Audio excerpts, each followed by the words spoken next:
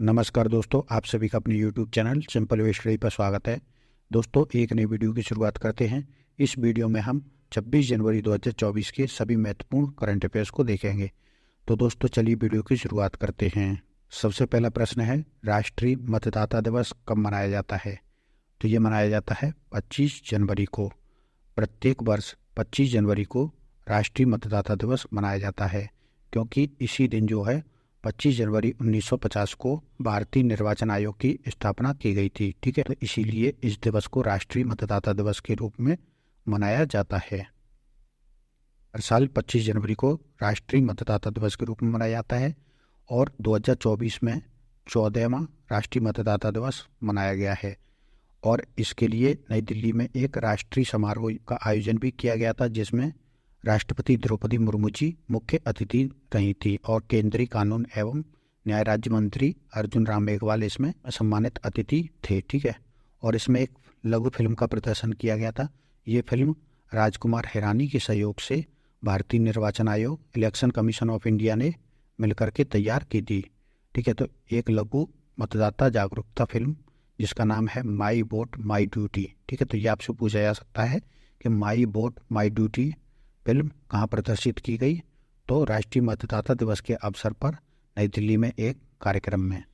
और 2024 की थीम की बात करें तो थीम रही है, वोट जैसा कुछ नहीं, वोट जरूर डालेंगे हम। ठीक है, अब हम भारतीय निर्वाचन आयोग के बारे में बात कर लेते हैं। तो ये एक संवैधानिक संस्था है। ठीक है, संविधान में भाग 15 में इसका उल्लेख है। अनुच्छेद 324 से लेकर के 329 तक अनुच्छेद भारतीय निर्वाचन आयोग से संबंधित हैं। तो ECI शॉर्ट में बोलते हैं, यानी कि इलेक्शन कमीशन ऑफ इंडिया। इसकी स्थापना कब हुई थी? तो 25 जनवरी 1950 को हुई थी, जैसा कि हमने आपको बताया। और 25 जनवरी को इसीलिए राष्ट्रीय मतदाता दिवस मनाया जाता है। इसका मुख्यालय कहाँ है? तो नई दिल्ली में। वो भारतीय निर्वाचन आयोग होता है, उसमें एक मुख्य चुनाव आयुक्त एवं 2 अन्य चुनाव आयुक्त होते हैं। ठीक है, तो वर्तमान में मुख्य चुनाव आयुक्त कौन है? तो राजीव कुमार हैं, जो 25वें मुख्य चुनाव आयुक्त हैं। तो ये वर्तमान में मुख्य चुनाव आयुक्त हैं। अन्य चुनाव आयुक्त कौन हैं?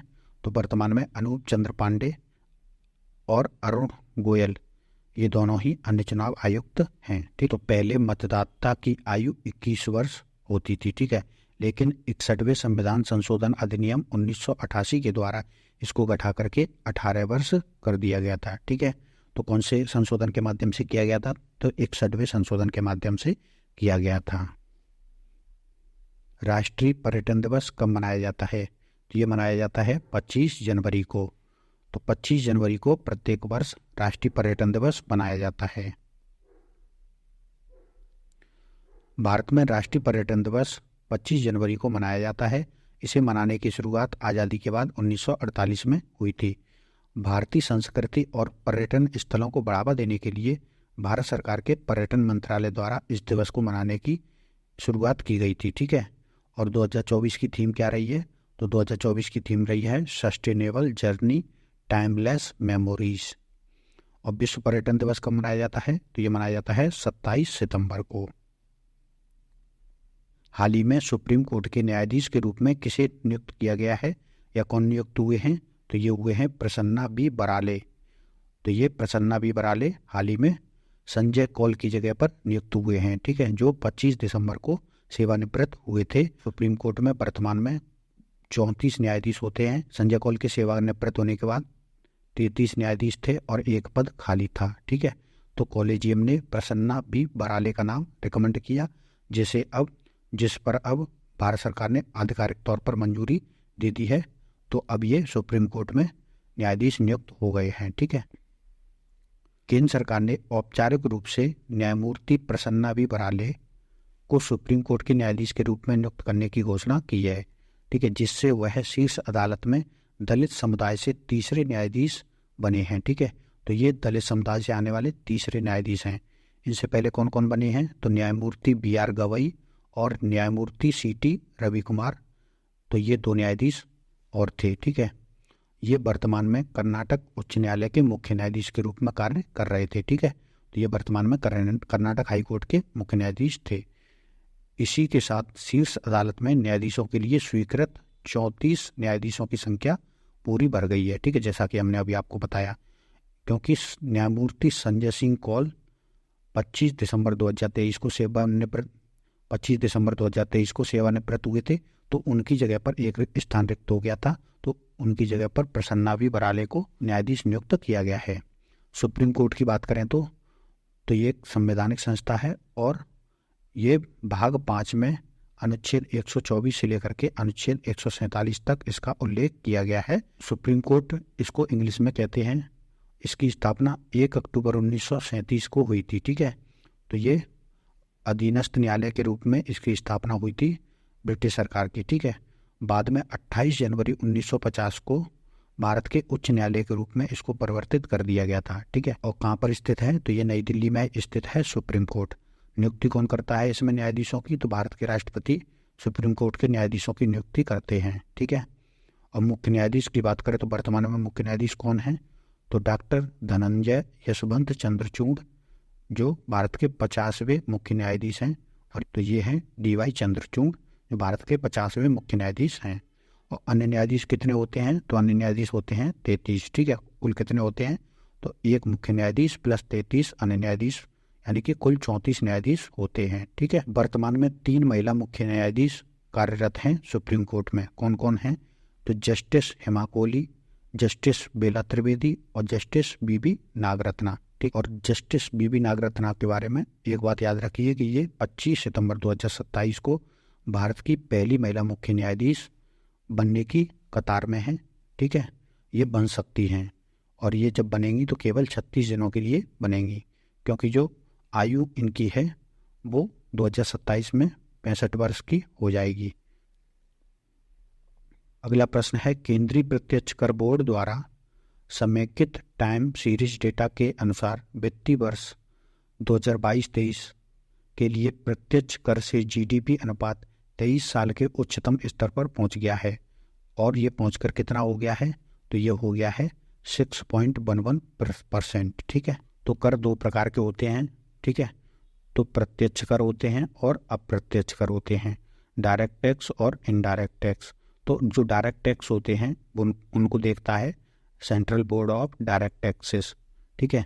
तो इसने अब डायरेक्ट टैक्स से संबंधित ये रिपोर्ट जारी की है।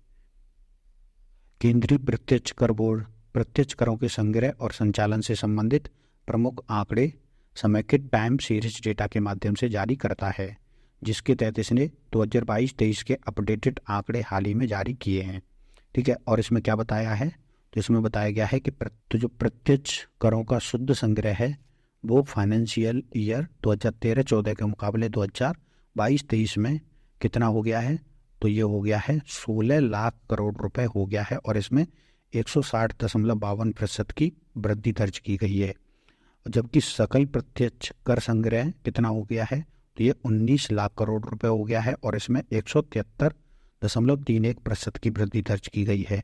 जबकि प्रत्यक्ष कर GDP अनुपात कितना हो गया है, तो ये हो गया है 6.11% और ये पिछले 23 वर्षों में सबसे ज़्यादा है। और कर संग्रह की लागत कितनी है, तो कर संग्रह की लागत कम हुई है, ठीक है। तो वो कितनी रह गई है अब, तो 0.51% रह गई है, यानी इसमें कमी देखने को मिली है, ठीक है, जो कि अच्छा माना जाता है।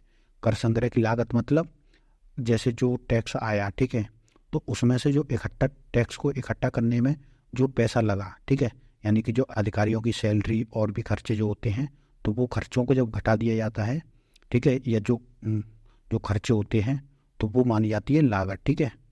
तो लागत घटनी चाहिए और कर ज़्यादा बढ़ना चाहिए, ठीक है। और जो शुद्ध संग्रह और सकल संग्रह में क्या अंतर होता है, ठीक है, तो शुद्ध संग्रह का मतलब होता है कि जो लागत होती है वो सकल यानी कि कुल में से लागत को घटा देंगे तो वो शुद्ध संग्रह बच जाएगा। तो इसीलिए आपको ये 16 लाख करोड़ रुपए दिखाई दे रहा होगा, जबकि जो कुल संग्रह या सकल संग्रह है वो 19 लाख करोड़ रुपए दिखाई दे रहा है, ठीक है। तो वो ज़्यादा दिखाई दे रहा है। दाखिल किए गए ITR की कुल संख्या कितनी हो गई है, तो ये हो गई है 7.78 करोड़ हो गई है, ठीक। और इसमें भी कितनी वृद्धि देखने को मिली है, तो 104.91% की वृद्धि देखने को मिली है, यानी कि जो इनकम टैक्स लोग पे करते हैं उनकी संख्या बढ़ी है। अब हम केंद्रीय प्रत्यक्ष कर बोर्ड के बारे में जान लेते हैं।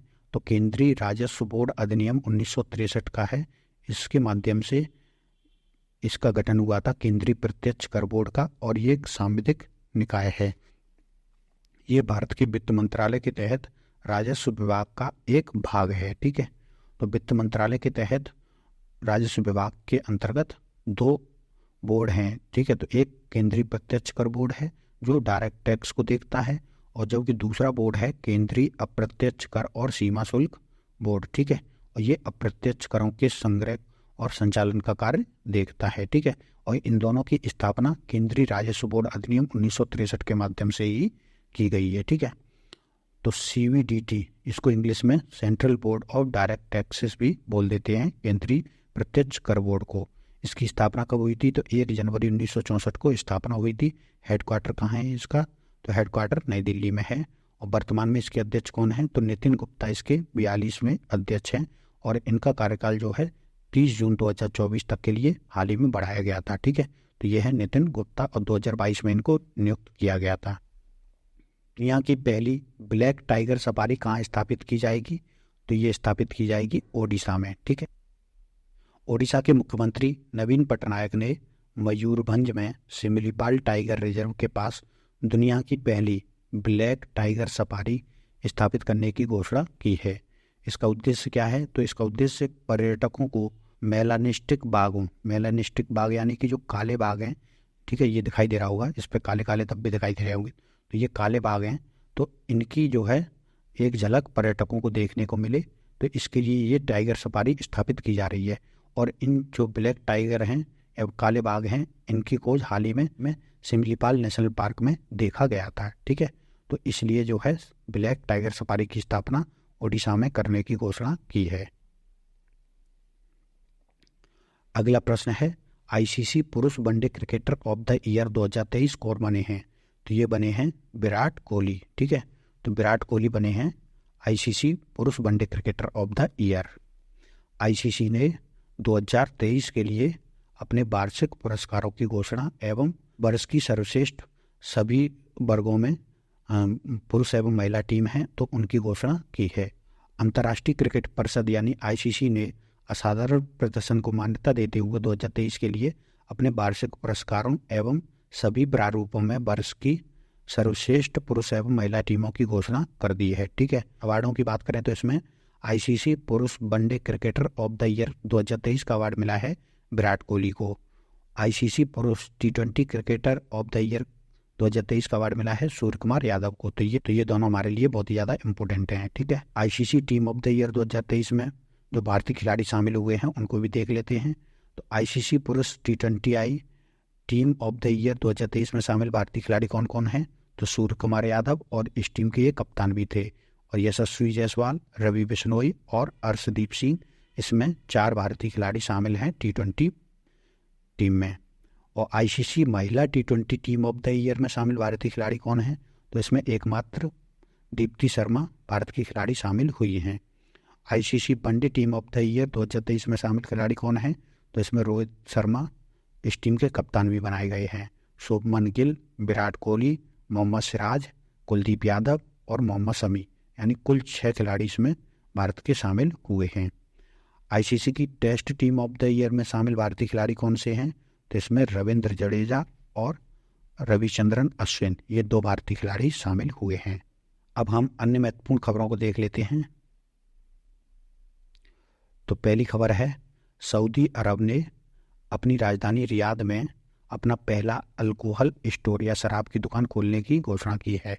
यह स्टोर विशेष रूप से गैर मुस्लिम राजनयिकों के लिए खोला जाएगा। ठीक है, क्योंकि सऊदी अरब में इस्लाम धर्म के पवित्र स्थल मौजूद हैं, और इस्लाम में शराब को बुरा माना जाता है, और सऊदी अरब में शराब बैन है। ठीक है, लेकिन सऊदी अरब जो है अपने जो रूढ़िवादी छवि है उसको सुधारने के लिए इसने जो है ये घोषणा की है। तो यहाँ के लोकल लोग शराब नहीं खरीद पाएंगे, लेकिन जो राजनयिक हैं या जो विदेशों से पर्यटक आते हैं, वो जो है जो गैर मुस्लिम राजनयिक हैं या पर्यटक हैं, वो शराब खरीद सकते हैं। केंद्रीय मंत्रिमंडल ने सूचना प्रौद्योगिकी के क्षेत्र में आपसी सहयोग पर भारत और ओमान के बीच 15 दिसंबर 2023 को हस्ताक्षरित हुए MOU को मंजूरी दे दी है। ठीक है, तो भारत और ओमान के बीच 15 दिसंबर 2023 को सूचना एवं प्रौद्योगिकी के क्षेत्र में एक समझौता हुआ था। अब उस समझौते को केंद्रीय मंत्रिमंडल ने मंजूरी दे दी है। भारतीय टेबल टेनिस खिलाड़ी श्रीजा अकुला ने अमेरिका के टेक्सास में WTT फीडर कॉर्पस क्रिस्टी 2024 में अपना पहला अंतर्राष्ट्रीय खिताब जीता है और उन्होंने महिला एकल स्पर्धा में दुनिया की 46वें नंबर की USA की लिली झांग को हराया है। ठीक है, तो इन्होंने जीता है अपना पहला खिताब, यानी श्रीजा अकुला ने।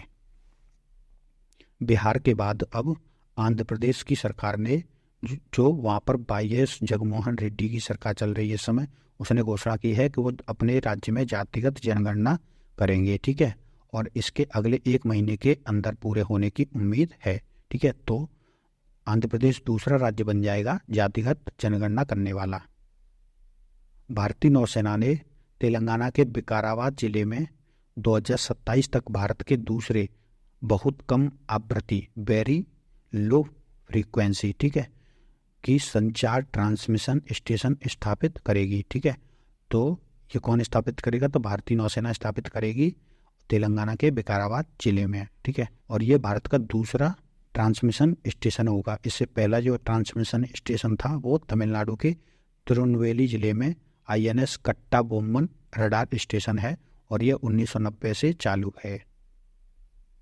भारत सरकार ने वैश्विक शिपिंग लेन की सुरक्षा को प्राथमिकता देते हुए भारतीय तटरक्षक बल के लिए 14 फास्ट पेट्रोल वेसल्स हासिल करने के लिए मझगांव डाक शिपबिल्डर्स लिमिटेड मुंबई के साथ समझौता किया है। ठीक है, तो हाल ही में कुछ समय से अरब सागर में जो व्यापारिक जहाज हैं उन पर हमले बढ़ गए हैं। ठीक है, तो उनको सुरक्षा प्रदान करने के लिए जो तटरक्षक बल है उसको जो है 14 फास्ट पेट्रोल वेसल्स जहाज प्रदान करने के लिए इस भारत सरकार ने समझौता किया है मझगांव डाक शिपबिल्डर्स लिमिटेड के साथ। पेट्रोलियम और प्राकृतिक गैस मंत्रालय ने हरित ऊर्जा और गैस के लिए ONGC द्वारा एक सहायक कंपनी के गठन को मंजूरी दे दी है। ठीक है, तो ONGC जो है अपने जो परंपरागत ऊर्जा स्रोत थे उनसे हट करके अब हरित ऊर्जा और गैस के क्षेत्र में कार्य करना चाहती है, तो इसके लिए एक सहायक कंपनी के गठन के लिए मंजूरी मांगी थी। तो अब पेट्रोलियम और प्राकृतिक गैस मंत्रालय ने ये मंजूरी उसको प्रदान कर दी है।